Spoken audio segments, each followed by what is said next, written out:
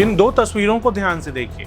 इनमें से एक तस्वीर ने भारत को दशकों का इंतजार और 4000 करोड़ से ज्यादा का नुकसान दिया है, और ये दूसरी तस्वीर अभी हाल फिलहाल में मध्य प्रदेश की है, जो एक और नई योजना को उसी दिशा में लेकर के जा रही है। नमस्कार, मैं सौरभ कुमार, आप आयुध देख रहे हैं। मध्य प्रदेश में इस समय जब हम बात कर रहे हैं तो केन बेतवा परियोजना लिंक जो है उसको लेकर विरोध प्रदर्शन चल रहे हैं। आइए विस्तार से समझते हैं क्या है पूरा मामला और क्या है इन दोनों तस्वीरों के बीच का लिंक।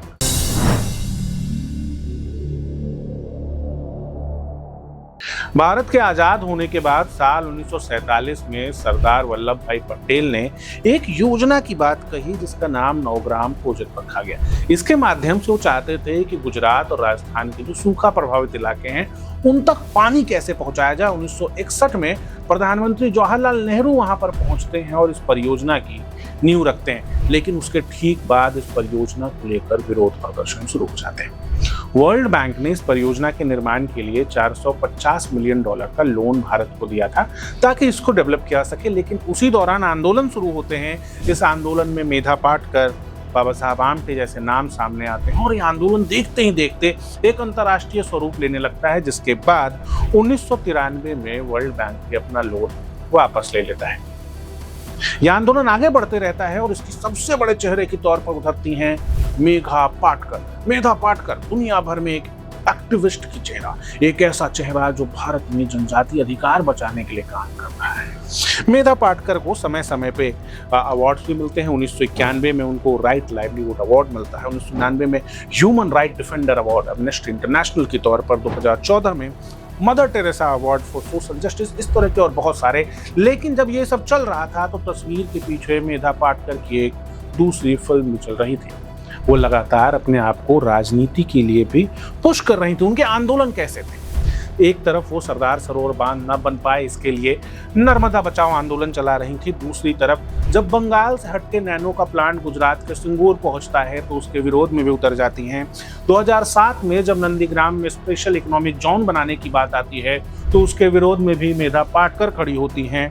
और जब आंध्र प्रदेश में कोवाडा न्यूक्लियर प्लांट आता है जो एनर्जी सप्लाई कर सकता था, पूरे आंध्र प्रदेश की तस्वीर बदल सकता था, उसके विरोध में भी मेधा पाटकर खड़ी होती हैं। यानी कि आप मेधा पाटकर को फुल टाइम आंदोलनजीवी कह सकते हैं। कभी न कभी वो कहीं न कहीं किसी न किसी आंदोलन का भाग ले रही होती हैं, लेकिन इसके पीछे एक दूसरी फिल्म चल रही होती है। जैसे कि 2004 में वो लोक राजनीति मंच बनाकर राजनीति में आने की कोशिश करती है, लेकिन मामला सफल नहीं हो पाता। तो 2014 में आम आदमी पार्टी से जुड़ जाती हैं और चुनाव भी लड़ती हैं। इस चुनाव में उनको मात्र 8.9% वोट मिलते हैं और जमानत तक जब्त हो जाती है, जिसके बाद वो कांग्रेस के साथ भारत जोड़ो यात्रा में राहुल गांधी के साथ देखी जाती है। इन सबके दौरान उनके बाद कई ऊपर मनी लॉन्ड्रिंग के चार्जेस लगते हैं और 2024 में तो एक मामले में कोर्ट उनको 5 महीने की सजा भी सुनाती है, ये कहते हुए कि आपके उम्र और आपके स्वास्थ्य को देखकर आपके ऊपर नरमी बरती जा रही है,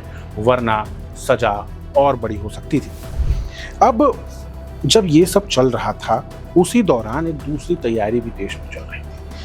पानी इस देश के लिए हमेशा से एक चुनौती रहा है, क्योंकि पानी का डिस्ट्रीब्यूशन इक्वल नहीं है। बहुत सारी नदियां भारत से बहती हैं, लेकिन किसी इलाके में बाढ़ आता है तो किसी इलाके में सूखा होता है। इसको लेकर के 1982 में इंदिरा गांधी ने नेशनल वाटर डेवलपमेंट एजेंसी बनाई। इसके बाद सुप्रीम कोर्ट के पास एक PIL पहुंचता है और सुप्रीम कोर्ट उस PIL को देखने के बाद ये ऑर्डर देता है 2002 में कि 2003 तक कैसे नदियों को आपस में जोड़ा जा सकता है, इसको लेकर के एक फुल प्रूफ प्लान बनाया जाए और 2016 तक उस प्लान को कंप्लीट कर लिया जाए।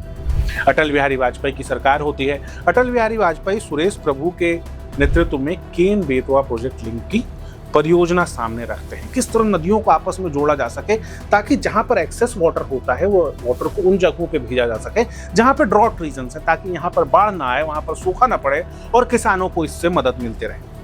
आखिरकार प्रदर्शनों के बीच, विरोधों के बीच 2016 में जाकर सरकार इस परियोजना को प्रस्तुत कर पाती है और इसके लिए बजट अप्रूव करती है।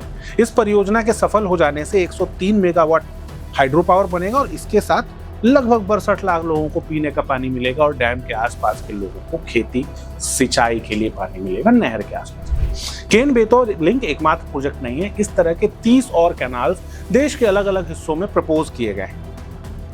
2015 में इसका विरोध शुरू होता है।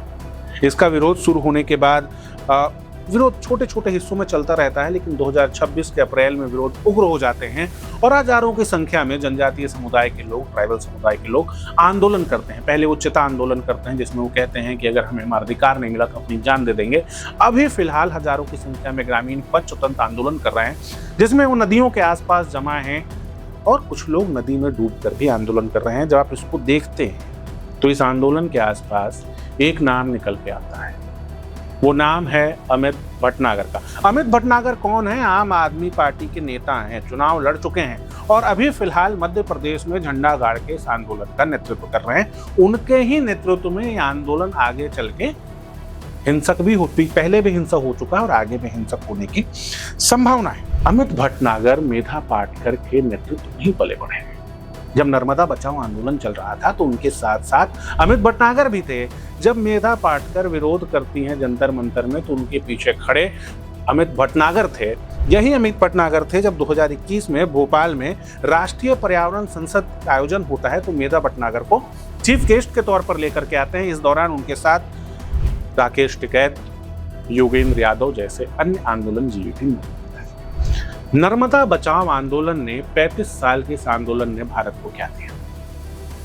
35 साल के इंतजार के बाद भी सरदार सरोवर बांध बना, पानी जिन जगहों पर पहुंचना था वहां पर पहुंचा, लेकिन इस दौरान जो इसकी शुरुआती बजट थी वो 4,200 करोड़ थी, लेकिन जब ये खत्म हुआ तो इसका बजट 44,000 करोड़ तक। आरोप ये लगाए गए थे कि लोग विस्थापित होंगे, आरोप ये लगाए गए थे कि इकोलॉजी खत्म हो जाएगी, आरोप ये लगाए गए थे कि किसानों से उनकी जमीन छीन ली जाएगी। लेकिन आज इस प्रोजेक्ट के पूरा होने के बाद 12 जिलों के 62 तालुकों के 3,393 गांव के लोगों के 17.92 लाख हेक्टेयर जमीन सिंचाई की हुई। ये ऐसे गांव हैं जिनमें से 75% गांव सूखे में आते थे। 2021 में पहली बार गर्मी के मौसम में इन गांवों में पीने का पानी पहुंचा है। इसके साथ ही राजस्थान के 2.46 लाख हेक्टेयर जमीन सिंचाई की योग्य बनी है। लगभग 4 करोड़ लोगों को पहली बार जीवन में बिना किसी समस्या के पीने का पानी मिल रहा है। 16,000 एकड़ जमीन पहली बार खेती के योग्य बनी है और 1450 मेगावाट बिजली बन रही है। आसपास की इकोलॉजी और फली फूली, वहां पर मछलियां बनी हैं। जो नेशनल पार्क बने हैं उस नेशनल पार्क के जानवरों को पहली बार पीने का पानी मिल रहा है। मध्य प्रदेश में पहले ऐसा नहीं, पहली बार इस तरह का आंदोलन है।